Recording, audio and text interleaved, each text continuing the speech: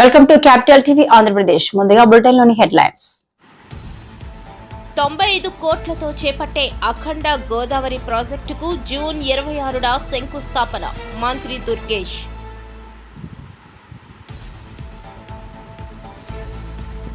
మదురైలో మురుగన్ మానాడులో ఆంధ్రప్రదేశ్ రాష్ట్ర ఉప ముఖ్యమంత్రి పవన్ కళ్యాణ్ కీలక వ్యాఖ్యలు.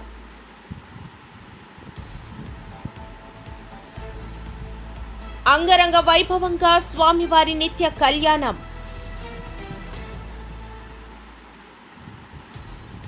విలువలతో కూడిన విద్యను అందించడమే లక్ష్యంగా రాష్ట్ర ప్రభుత్వం కృషి.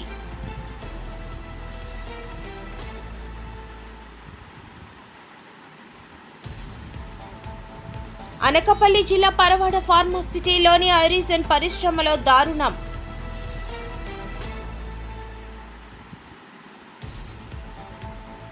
విశాఖలో జిల్లా వైసీపీ అధ్యక్షుడు కేకే రాజు ఆధ్వర్యంలో యువత పోరు కార్యక్రమం.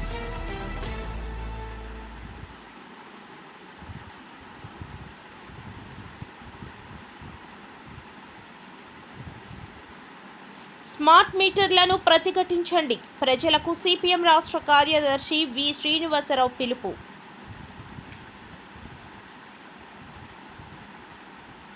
మాజీ మంత్రి ఆర్కే రోజా ఆధ్వర్యంలో తిరుపతి కలెక్టరేట్ వద్ద యువత పోరు కార్యక్రమం.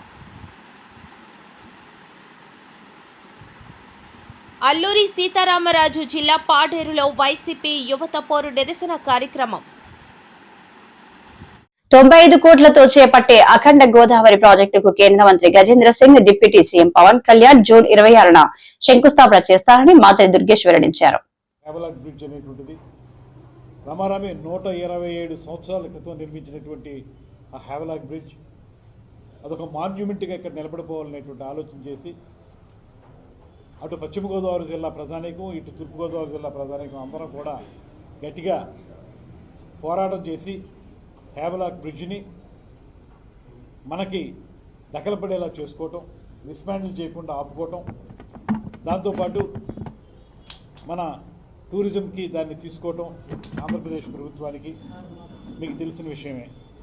ఆ తర్వాత నుంచి కూడా హ్యావలాక్ బ్రిడ్జ్ని కానీ, హ్యావలాక్ బ్రిడ్జికి కింద ఆనుకున్నటువంటి బ్రిడ్జి లంక కానీ, ఈ ప్రాంతాలు ఈ చుట్టుపక్కల అందరికీ కూడా కనువిందు కలిగించేటువంటి ప్రాంతాలుగా ఉన్నాయి కనుక దీన్ని పర్యాటక కేంద్రంగా తయారు చేయాలనేటువంటి ఆలోచన, అదేవిధంగా ప్రపంచ పర్యాటకులను ఆకర్షిస్తున్నటువంటి కడియం నర్సరీలని కూడా సుందరతరం చేసి వాటన్నింటినీ కూడా ప్రజలందరికీ కూడా ఉపయోగపడేలా చేయాలనేటువంటి ఆలోచన మనం చాలా కాలంగా వింటూ ఉన్నాం. అదేవిధంగా ఈరోజు నేను ఇందాక ఉదహరించిన వారందరి యొక్క సహకారంతో నేను కూడా 2 సార్లు గజేంద్ర సింగ్ షెకావత్ గారిని ఢిల్లీలో కలవడం జరిగింది. వారితో కూడా మాట్లాడి ఈ ప్రాజెక్టును సాకారం చేసుకున్నాం. రమారమి 94,44,00,000 వ్యయంతో, అంచనా వ్యయంతో ఈ ప్రాజెక్ట్ని మనం ప్రారంభిస్తూ ఉన్నాం శంకుస్థాపనతో. ఇందులో భాగంగా నేను తర్వాత నిడదవోలు శాసనసభ్యుడు అయిన తర్వాత నిడదవోలు నుంచి రాష్ట్ర మంత్రివర్గంలో ప్రాతినిధ్యం వహిస్తున్న తర్వాత ఈ ప్రాజెక్టులో అటు కడియంలో, ఇటు రాజమండ్రిలో, కొవ్వూరులో ఉన్నటువంటి పరిసర ప్రాంతాలతో పాటు నిడదవోలులో అందరికీ కూడా కొలువై ఉన్నటువంటి కోట సత్యమ్మ తల్లి టెంపుల్ దగ్గర లక్షలాదిగా భక్తులు వస్తారు కనుక అక్కడ వారి ఎమ్యూనిటీస్ పెంచాలనేటువంటి ఆలోచనతో ఆ పాయింట్ను కూడా ఇందులో ఇన్కార్పొరేట్ చేయించుకుని ఇప్పుడు ఈ ప్రాజెక్టు మొత్తంగా ఒక పక్కన మనకి రాజమండ్రిలో హ్యావలాక్ బ్రిడ్జి, అదేవిధంగా పుష్కర్ ఘాట్ సుందరీకరణ, దాంతోపాటు కడియం నర్సరీల్లో దాన్ని ఒక సెంటర్గా తయారు చేయటం, దాంతోపాటు బ్రిడ్జి లంకలో టెంట్ హౌసెస్ కానీ, బోటింగ్ కానీ, ఇతరత్ర కార్యక్రమాలు చేసుకోవటం, వీటితో పాటు నిడదవోలు కోట సత్యమ్మ తల్లి టెంపుల్ దగ్గర ప్రయాణికులకి లేకపోతే భక్తులకి మదురైలో మురగన్ మానాడులో ఆంధ్రప్రదేశ్ రాష్ట్ర ఉప ముఖ్యమంత్రి పవన్ కళ్యాణ్ కీలక వ్యాఖ్యలు చేశారు. మానాడుపై డిఎంకే నేతలు రాజకీయాలు చేయడం సరికాదని పవన్ కళ్యాణ్ అన్నారు. మురుగనుக்கும் நெருக்கம் அதிகம். முருகனின் முதல் அறுபடை வீடும் கடைசி அறுபடை வீடும் மதுரையில் தான் உள்ளன. மதுரை என்பது மீனாட்சி அம்மன் பட்டினம். மீனாட்சி அம்மன் தாய் பார்வதியின் அம்சம். எனவே முருகனின் தாயாரும் மதுரையில் தான் உள்ளார். முருகனின் தந்தை சிவபெருமான் முதல் சங்கத்துக்கு தலைமை ஏற்று மதுரையில் தான் இருந்தார். எனவே இந்த மதுரையில் தாயமே இருக்கிறார், தந்தியும் இருக்கிறார், மகனும் இருக்கிறார். அப்படின்னா மதுரை மக்கள் எத்தனை புண்ணியம் பண்ணி இருக்க வேண்டும். அந்த புண்ணியத்தின் விளைவாக பசும்பொன் முத்துராமலிங்க தேவர் அவதரித்தார். தென் தமிழ்நாட்டின் மாபெரும் தலைவர் பசும்பொன் முத்துராமலிங்க தேவர் முருகனின் அவதாரமாக கருதப்படுகிறார். அவர் சிலைக்கு அருகே மயிலும் வைக்கப்பட்ட உள்ளது. தேவர் மூலம் மனித உறவில் முருகன் வாழ்ந்தார். அந்த பசும்பொன் முத்துராமலிங்க தேவரை தாழ் பணிந்து வணங்குகிறேன்.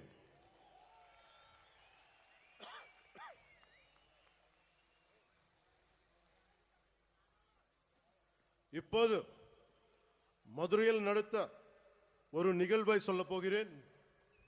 இன்று மீனாட்சி அம்மன் கோயிலுக்கு போறோம், அருளை பெருக்கிறோம், குங்குமம் பெருக்கிறோம், பிரசாதம் கிடைக்கிறது. ஆனால் இந்த தலைமுறைக்கு தெரியாத ஒரு விஷயத்தை சொல்ல போகிறேன்.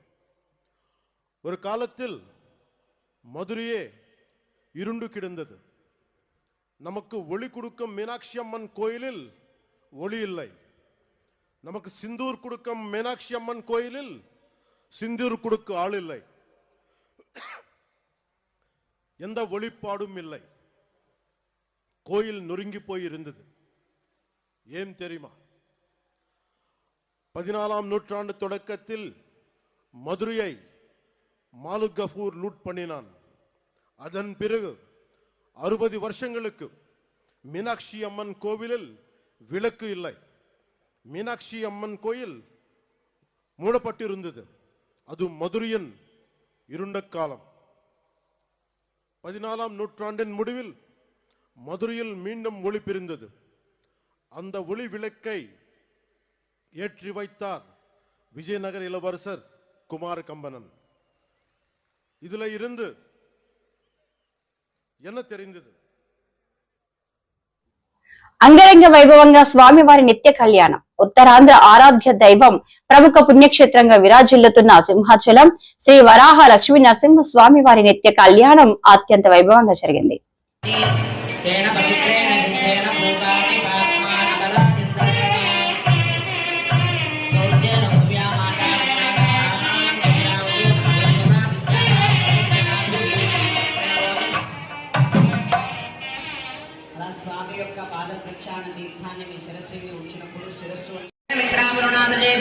శ్రీ శ్రీ శ్రీ వరాహ లక్ష్మీ నృసింహస్వామి కళ్యాణ మహోత్సవం ఈనాటి కళ్యాణ ఉభయదాతలు సమర్పించిన మధువర్గాలు.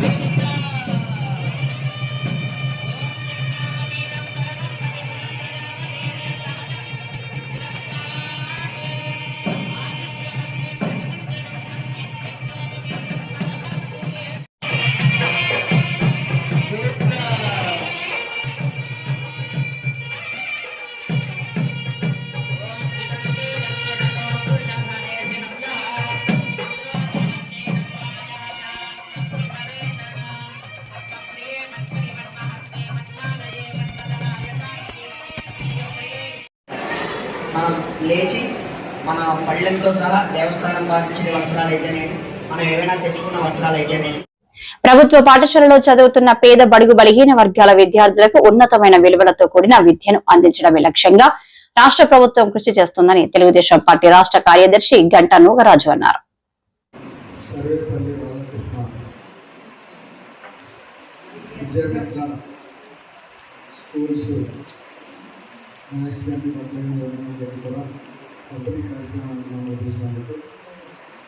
మరి హెచ్ఎం సార్ రమణ గారికి ప్రత్యేకంగా ధన్యవాదాలు తెలియజేస్తున్నాం. అలాగే వేదికగా ఉన్నటువంటి విద్యా కమిటీ చైర్మన్ మేడం గారికి, అలాగే నూతనంగా వచ్చేసినటువంటి టీచర్స్ అందరూ కూడా పేరు పేరున ప్రత్యేకంగా ధన్యవాదాలు. అలాగే మా తెలుగుదేశం పార్టీ నాయకులందరూ కూడా నాగరాజు గారికి, నాన్న గారికి, అలాగే మురళి గారికి, మాస్టర్ గారికి, గౌతరాజు గారికి, అప్పలరావు గారికి, అలాగే మా గురుమూర్తి గారికి అందరికీ పేరు పేరున ప్రత్యేకంగా ధన్యవాదాలు. అలాగే గుడ్ మార్నింగ్ ఆల్ చిల్డ్రన్స్కి. అందరూ కూడా చక్కగా చదువుకోవాలని ఈరోజు మరి తెలుగుదేశం పార్టీ నూతన వచ్చిన తర్వాత ఈ రాష్ట్ర వ్యాప్తంగా ఉన్నటువంటి విద్యా వ్యవస్థను పెట్టాలని మరి లోకేష్ బాబు గారు విద్యాశాఖ మంత్రిగా ఉండి ఇదంతా కూడా పాదయాత్రలో పడుతున్నటువంటి బాధలకు అనుకూలంగా పిల్లల్ని ఏ విధంగా తీర్చిదిద్దాలి, స్కూల్స్ ఏ విధంగా నడిపించాలి, పిల్లలకి ఏ విధమైన ఆలోచన చేయాలనే ఉద్దేశంతో నారా చంద్రబాబు నాయుడు గారు, పవన్ కళ్యాణ్ గారు, లోకేష్ బాబు గారు, మోడీ గారి సహకారంతో ఈరోజు పరిపాలన నాయకత్వం పరిపాలన నుంచి గాడిలో పెట్టి మొన్న రీసెంట్గా 189 సందర్భంగా పిల్లలందరికీ కూడా బట్టలతో పాటు స్కూల్ కిట్స్ అన్నీ కూడా నాణ్యతతో కూడిన ఇవ్వాలనే ఆలోచనతో స్కూల్స్ తెలిసిన వెంటనే మరి పెట్టించడం జరిగింది. దాంతోపాటు అదే రోజు వెళ్ళి తల్లికి వందనం, ఎంతమంది పిల్లలు ఉంటే అంతమంది పిల్లలకు కూడా ఇవ్వాలన్న ఆలోచనతో ఏదైతే బడుగు బలహీన వర్గాలు ఉన్నారో మనందరూ కూడా చదువుకునే విధంగా, ఎవరికి కూడా స్కూల్ మానకుండా ప్రభుత్వ బడులు చదువుకునే విధంగా ఈరోజు పరిపాలన కొనసాగుతుంది. ఈ మధ్యాహ్న భోజన పథకంలో కూడా అనేక మార్పులు తీసుకొస్తున్నారు. స్కూల్లో మౌలిక సదుపాయాలతో పాటు టీచర్స్ కూడా అందరికీ ఫుడ్ ఇవ్వాలనే ఆలోచన కూడా ప్రభుత్వానికి ఉంది. కాబట్టి అనకాపల్లి జిల్లా పరవాడ ఫార్మసిటీలోని ఆరిజిన్ పరిశ్రమలో సోమవారం ఓ పైప్ లైన్ లీక్ అయింది. ఈ ఘటనలో లిక్విడ్ పడడంతో కార్మికులు జగదీష్, తులసి తీవ్రంగా గాయపడినట్లు సిఐటియు నాయకులు సత్యనారాయణ తెలిపారు. అనకాపల్లి జిల్లాలో ఉన్నటువంటి పరవాడ ఫార్మాసిటీలో ఒక ఘోర ఘటన అనేటువంటిది ఇప్పుడే చోటు చేసుకున్నటువంటి పరిస్థితి. ఆర్జిఎన్ పరిశ్రమలో ఒక లిక్విడ్ పడడం వల్ల ఇద్దరు కార్మికులు జగదీష్, తులసి అనేటువంటి కార్మికులు గాయాలతో విశాఖపట్నంలో ప్రైవేట్ ఆసుపత్రికి తరలించారు. అయితే భద్రతా ప్రమాణాల యొక్క వైఫల్యం, భద్రత సక్రమంగా పాటించకపోవడం వల్ల, భద్రతా ఆడిట్లు నిర్వహించకపోవడం వల్ల ఎస్సీజెడ్లలో కార్మికులు పురుగులా చూస్తూ ఉన్నారు. భద్రతా ప్రమాణాలు పాటించడం లేదు. రామ్కీ ఎస్సీజెడ్లు అయితే పూర్తిగా యాజమాన్యాలు పూర్తిగా నిర్లక్ష్యంగా వ్యవహరిస్తున్నాయి. రామ్కీ ఎస్సీజెడ్లు అసలు కార్మిక చట్టాలు అమలవడం లేదు, కార్మికులకు భద్రత ఉండడం లేదు, కార్మికుల యొక్క సంక్షేమాన్ని, భద్రతని పూర్తిగా యాజమాన్యాలు నిర్లక్ష్యంతో వ్యవహరిస్తూ ఉన్నారు. అందుకని ఇట్లన్నింటి మీద విశాఖలో జిల్లా వైసీపీ అధ్యక్షుడు కేకే రాజు ఆధ్వర్యంలో యువత పోరు కార్యక్రమాన్ని సోమవారం నిర్వహించారు. జిల్లా పరిషత్ జంక్షన్ నుంచి వైసీపీ నేతలు పెద్ద ఎత్తున ర్యాలీ చేస్తూ కలెక్టరేట్ వద్దకు చేరుకున్నారు. కూటమి ప్రభుత్వం నిరుద్యోగులను మోసం చేసిందని, తక్షణమే యువతకు నెలకు 3,000 భృతి చెల్లించాలని డిమాండ్ చేశారు. గౌరవ మాజీ ముఖ్యమంత్రి వర్యులు మా పార్టీ రాష్ట్ర అధ్యక్షులు శ్రీ వైఎస్ జగన్మోహన్ రెడ్డి గారి పిలుపు మేరకు కూటమి ప్రభుత్వం అధికారంలోకి వచ్చిన తర్వాత ఈ రాష్ట్రంలో ఉన్న విద్యార్థులు, లక్షలాది మంది విద్యార్థులు పడుతున్న ఇబ్బందులు, వసతి దీవెన కానీ, విద్యా దీవెన కానీ, నిరుద్యోగ వృత్తి కానీ, అదేవిధంగా 20 లక్షలు ఉద్యోగాలు కల్పిస్తాం, జాబ్ క్యాలెండర్ విడుదల చేస్తామని ఇచ్చిన హామీలన్నింటినీ కూడా నిరుద్యోగ యువతకి, విద్యార్థులకి ఇచ్చిన హామీలన్నింటినీ కూడా విస్మరించి నిర్లక్ష్య ధోరణితో ఈరోజు ఆ పేద విద్యార్థుల యొక్క, నిరుద్యోగ యువతి యువకుల యొక్క కుటుంబాలు ఇబ్బందులు పడుతున్న తరుణంలో ఈ ప్రభుత్వాన్ని మేల్కొల్పాలి అనే ఉద్దేశంతో ఒక గౌరవప్రదమైన ప్రతిపక్ష పార్టీగా జగన్మోహన్ రెడ్డి గారి ఆదేశాల మేరకు యువత పోరు పేరుతో ఈరోజు రాష్ట్ర వ్యాప్తంగా ఎవరైతే కొట్టబడి అన్యాయం చేపట్టారో ఆ యువతి యువకుల్ని, ఆ విద్యార్థులందరినీ కూడా ఐక్యం చేసుకుని ఈరోజు యువత పోరు కార్యక్రమాన్ని నిర్వహించడం జరిగింది. ఈరోజు విశాఖపట్నం జిల్లాలో విశాఖపట్నం వైఎస్ఆర్ కాంగ్రెస్ పార్టీ యువజన విభాగం అధ్యక్షుడు సోదరుడు చందు గారు, అదేవిధంగా దక్షిణ నియోజకవర్గ సమన్వయకర్త వాసుపల్లి గణేష్ కుమార్ గారు, తూర్పు నియోజకవర్గ సమన్వయకర్త ముల్లప్పారావు గారు, పశ్చిమ నియోజకవర్గ సమన్వయకర్త మాజీ శాసనసభ్యులు మల్లా విజయప్రసాద్ గారు, రాజబాట సమన్వయకర్త దేవేంద్ర రెడ్డి గారు, భీముల సమన్వయకర్త మధ్య శ్రీనివాసరావు గారు, అదేవిధంగా మా పార్లమెంటు పరిశీలకులైనటువంటి మాజీ శాసనసభ్యులు సీనియర్ నాయకులు కదిరి బాబురావు గారు, మాజీ శాసనసభ్యులు దైనాల విజయ్ కుమార్ గారు, చంద్రపూడి వెంకటరామయ్య గారు, అదేవిధంగా శాసనమండలి సభ్యురాలు, అదేవిధంగా రాష్ట్ర వైఎస్ఆర్ కాంగ్రెస్ పార్టీ మహిళా అధ్యక్షురాలు సోదరి బొడ్డు కళ్యాణ్ గారు, జిల్లా పరిషత్ చైర్పర్సన్ సుభద్ర గారు. స్మార్ట్ మీటర్లను ప్రతిఘటించండి, ప్రజలకు సిపిఎం రాష్ట్ర కార్యదర్శి బి శ్రీనివాసరావు పిలుపు. విద్యుత్ స్మార్ట్ మీటర్ల బిగింపును ప్రతిఘటించాలని సిపిఎం రాష్ట్ర కార్యదర్శి బి శ్రీనివాసరావు ప్రజలకు పిలుపునిచ్చారు. మభ్యపెట్టేటువంటి మాటల వల్ల ఉపన్యాసాల వల్ల పసలేని ఉపన్యాసాల వల్ల ఉపయోగాలు ప్రజలు ఏ రకంగా సంతృప్తిపరచలేరు. అందువల్ల ప్రధానమంత్రి విశాఖపట్నం రాను వచ్చాడు మామూలు పోయాడు అన్నట్టు తప్ప రాష్ట్రానికి మాత్రం లేదు. రాష్ట్ర ప్రభుత్వం కూడా ఆయన మెప్పించడానికి ప్రయత్నం చేస్తుంది తప్ప ప్రజల సమస్యలు పరిష్కరించడానికి కోసం ప్రధానంగా ప్రతి ఊళ్ళో ప్రతి టౌన్లో ఇళ్ళకి స్మార్ట్ మీటర్లు పిలుస్తుంది. స్మార్ట్ మీటర్లు పెట్టామని గవర్నమెంట్ చెప్పలేదు, ఎన్నికల ముందు పెట్టమని ప్రజలు అడగలేదు. పైగా తెలుగుదేశం ప్రతిపక్షంలో ఉన్నప్పుడు చంద్రమోహన్ రెడ్డి గారు తెలుగుదేశం నాయకుడు, అలాగే పయ్యావులు కేసు ప్రస్తుతం ఆర్థిక మంత్రి, వీళ్ళిద్దరూ కూడా కోర్టులో కేసు చేశారు. సెకీ ఒప్పందం రద్దు చేయాలి, స్మార్ట్ మీటర్లు పెట్టకూడదు. స్మార్ట్ మీటర్లు అన్నీ కూడా ఈ అదాని కంపెనీ. ఇక్కడ మన రాష్ట్రంలో స్మార్ట్ మీటర్లు వ్యవసాయ రంగం కోసం సప్లై చేసిన వాళ్ళు షిరిడి సాయిబాబా కంపెనీ. ఈ షిరిడి సాయిబాబా కంపెనీ వైఎస్ఆర్ కాంగ్రెస్ అధికారంలో ఉన్నప్పుడు అక్రమంగా ఇలా కేటాయించారని ఈ కంపెనీ మీద ధ్వజమించింది తెలుగుదేశం. ఈరోజు అదే తెలుగుదేశం షిరిడి సాయిబాబా కంపెనీకి ఒప్పందం చేసుకొని వాళ్ళకి మీటర్లు, విద్యుత్ ఒప్పందాలు, ఇప్పుడు ఇండోసోల్ కంపెనీకి భూములు సేకరించేవాళ్ళు అన్ని చేస్తాం. రైతులు మేము ఓమన్నా సరే అమ్మాయిపట్నం దగ్గర భూములు కేటాయించి వాళ్ళకి నోటీసులు ఇవ్వకుండానే రైతుల యొక్క అనుమతి లేకుండానే కంపెనీకి భూములు దాదాపు చేశారు. ఎక్కడ లేదు. ఏపీఐసి భూములు ఎక్వైర్ చేసి ఆ తర్వాత కంపెనీ. మాజీ మంత్రి ఆర్కే రోజా ఆధ్వర్యంలో తిరుపతి కలెక్టరేట్ వద్ద యువత పోరు కార్యక్రమం. యువతని అండ్ విద్యార్థులను ఏడాది కాలంగా మోసం చేస్తున్న ప్రభుత్వానికి నిరసన కార్యక్రమం. ఈ రోజు రాష్ట్ర వ్యాప్తంగా చంద్రబాబు నాయుడు, లోకేష్, పవన్ కళ్యాణ్ గారు యువతకు చేసిన మోసాన్ని, నిరుద్యోగులకు చేసిన మోసాన్ని ఎండగడుతూ ప్రతి కలెక్టరేట్ వద్ద కూడా యువత భారీ ఎత్తున ఈ రోజు ధర్నా చేస్తూ కలెక్టర్లకి మెమరాండం ఇవ్వబోతుంది. ఎందుకంటే చంద్రబాబు నాయుడు కూటమి ప్రభుత్వం తమ మేనిఫెస్టోలో మొదటిదిగా ఉద్యోగం ఇస్తాం లేదా నిరుద్యోగ భృతి ఇస్తామని చెప్పి కూడా సంవత్సరం అవుతున్న ఒక్కరికి కూడా ఈ రోజు ఉద్యోగం ఇవ్వలేదు. ఈ రాష్ట్రంలో 1,60,00,000 ఇళ్లున్నాయి. మరి ఆ ఇళ్లలో ఉన్న నిరుద్యోగుల పరిస్థితి ఏంటి? ఇప్పటి వరకు ఉద్యోగం ఇవ్వలేదు. అలాగే చంద్రబాబు నాయుడు మొదటి సంతకం చేసిన డిఎస్సిలో ఇప్పటి వరకు ఒక టీచర్ని కూడా భర్తీ చేయలేదు. లోకేష్ గారేమో జనవరిలో జాబ్ క్యాలెండర్ రిలీజ్ చేస్తానని చెప్పాడు. ఇప్పుడు జూన్ వచ్చింది. అంటే క్యాలెండర్ లో సంవత్సరం మారుతుంది తప్ప లోకేష్ గారు ఇస్తానన్న జాబ్ క్యాలెండర్ అయితే రాలేదు. అలాగే పవన్ కళ్యాణ్ గారు తాము అధికారంలో వచ్చిన తర్వాత ఆయన తన ప్లీనరీలో చెప్పారనుకుంటా, ప్రతి నియోజకవర్గంలో 500 మందికి యువత అంటే మహిళ గాని మగవాడు గాని నిరుద్యోగులకి 10 లక్షల రూపాయలు ఒక్కొక్కరికి ఇస్తాం, స్వయం ఉపాధి పెట్టుకోవచ్చు అని చెప్పారు. ఇప్పటికీ కూడా ఒక్కరికి కూడా ఇవ్వలేదన్నది నిజం. సో ఈ రాష్ట్రంలో ఉన్న నిరుద్యోగుల్ని అలాగే విద్యార్థుల్ని మోసం చేస్తూ వాళ్ళు మాత్రం ఈరోజు అధికారాన్ని ఎంజాయ్ చేస్తున్నారు. ఈరోజు ఈ రాష్ట్రంలో ఉండి ఓటేసిన నిరుద్యోగులు, విద్యార్థులు ఉద్యోగాలు లేక, నిరుద్యోగ భృతి లేక, కాలేజీలకు వెళ్లే వాళ్ళకి ఫీజు రియంబర్స్మెంట్ లేకుండా, అమ్మఒడి వేసే వాళ్ళకేమో అమ్మఒడి సక్రమంగా రాకుండా ఏ విధంగా కష్టపడుతున్నారో మనం చూస్తున్నాం.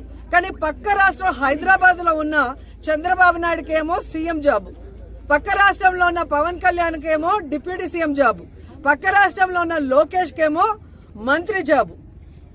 ఇంతేకాకుండా ఈరోజు చంద్రబాబు నాయుడు కొడుకుని ఈరోజు సీఎం చేయడానికి ఎంత తపన పడుతున్నాడో మనం చూస్తున్నాం. పవన్ కళ్యాణ్ వాళ్ళ అన్న నాగబాబు గారికి ఎమ్మెల్సీ ఇప్పించుకొని ఈరోజు మంత్రిని చేసుకోవడానికి ఎంత తపన పడుతున్నాడో మనం చేస్తున్నాం. కానీ ఈ రాష్ట్రంలో ఉన్న నిరుద్యోగులకు మనం మాట ఇచ్చాం, అది నెరవేర్చాలన్న తపన చంద్రబాబు నాయుడు గారికి, లోకేష్ కి, పవన్ కళ్యాణ్ కి లేకపోవడం అనేది చాలా బాధాకరమని కూడా ఈ సందర్భంగా తెలియజేసుకుంటున్నా. ఎన్నికల ముందేమో బాబు షూరిటీ, జాబ్ గ్యారంటీ అన్నారు. ఇంటింటికి వెళ్లి బాండ్లను పంచారు. ఈరోజు సూటిగా అడుగుతున్నాను, అల్లూరి సీతారామరాజు జిల్లా పాడేరులో వైసీపీ యువత పోరు నిరసన కార్యక్రమం. అల్లూరి సీతారామరాజు జిల్లా పాడేరులో వైసీపీ యువత పోరు నిరసన కార్యక్రమం. అల్లూరి సీతారామరాజు జిల్లాలో మాజీ సీఎం వైసీపీ జగన్మోహన్ రెడ్డి పిలుపు మేరకు స్థానిక ఎమ్మెల్యే మత్స్యరాస విశ్వేశ్వరరాజు ఆధ్వర్యంలో చేపట్టిన యువత పోరు నిరసన కార్యక్రమం. వైసీపీ క్యాంప్ కార్యాలయం నుండి ర్యాలీగా ప్రభుత్వంకు వ్యతిరేకంగా నినాదాలు చేస్తూ కలెక్టర్ కార్యాలయంకు చేరుకుని కూటమి ప్రభుత్వం అధికారంలోకి రాకముందు ఇచ్చిన హామీలు తక్షణమే నెరవేర్చేలా చేయాలని, నేటి ప్రభుత్వం ప్రజలకు చేస్తున్న అన్యాయాలను తెలియజేస్తూ జిల్లా డివిజనల్ రెవెన్యూ ఆఫీసర్ పద్మావతికి వినతి పత్రం అందజేశారు. ఈ కార్యక్రమంలో పాటేరు ఎమ్మెల్యే మత్స్యరాస విశ్వేశ్వరరాజుతో పాటు అరకు ఎమ్మెల్యే రేగం మత్స్యలింగం, మాజీ ఎమ్మెల్యే కొట్టగుళ్లి భాగ్యలక్ష్మి, జిల్లా పరిధిలో పలువురు వైసీపీ ప్రజాప్రతినిధులు, నాయకులు, కార్యకర్తలు మరియు యువత పాల్గొన్నారు.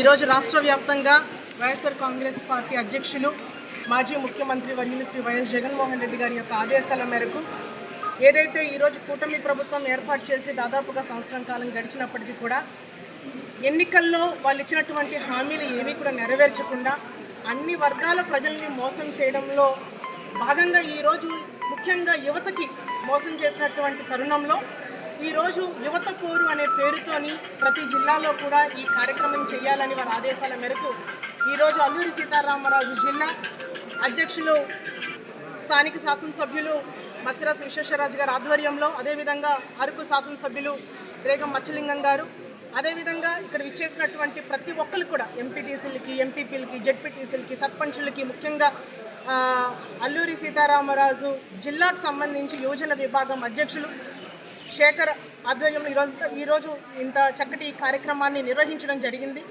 సో ముఖ్యంగా మేము చెప్పగలిగింది ఒకటే, ఈరోజు యువత ముఖ్యంగా ఏంటంటే ప్రతి యువతకి కూడా నిరుద్యోగ భృతి ప్రతి నెల 3,000 రూపాయలు ఇస్తామని చెప్పేసి మోసం చేయడం జరిగింది. సంవత్సరం కాలం జరిగింది. 36,000 రూపాయలు ఈ రోజుకి ఏ యువతకు కూడా ఈరోజు అకౌంట్లో జమ చేయనటువంటి పరిస్థితి మనం చూస్తూ ఉన్నాం. దాదాపుగా 1,30,00,000 మంది యువత ఈరోజు ఈ రాష్ట్రంలో ఉన్నారు. వాళ్ళందరికీ కూడా నిరుద్యోగ భృతి ఇవ్వలేదు. అదేవిధంగా ఈ 5 సంవత్సరాల కాలంలో 20 లక్షల ఉద్యోగాలు తీసి యువతకి బాసటగా నిలుస్తానని చెప్పేసి యువగలంలో పాదయాత్రలోని లోకేష్ గారు చెప్పడం జరిగింది. ఈరోజు 20 లక్షల ఉద్యోగాలు అంటే వాళ్ళ సంవత్సరం కాలం గడిచింది. 5 లక్షల ఉద్యోగాలు ఈ పాటికే ఇచ్చి ఉండాలి, కానీ ఒక్క ఉద్యోగం కూడా ఇవ్వలేదు. గౌరవ మాజీ ముఖ్యమంత్రి వర్యులు జగన్మోహన్ రెడ్డి గారు అంటే మా టెన్యూర్లో 19 to 24 మనం చూసుకోగలిగితే శాశ్వత ఉద్యోగాలు అంటే ఒక సచివాలయాల వ్యవస్థ ద్వారా శాశ్వత ఉద్యోగాలు కల్పించినటువంటి ఘనత జగన్మోహన్ రెడ్డి గారికి మాత్రమే దక్కుతూ ఉంది. అదేవిధంగా వాలంటీర్స్కి, ముఖ్యంగా వాలంటీర్లందరికీ కూడా దాదాపుగా 2 లక్షల పైచీలకు ఈ రాష్ట్రంలో పనిచేసినటువంటి వాలంటీర్లకి 10,000 రూపాయలు మీకు జీతం ఇస్తానని చెప్పి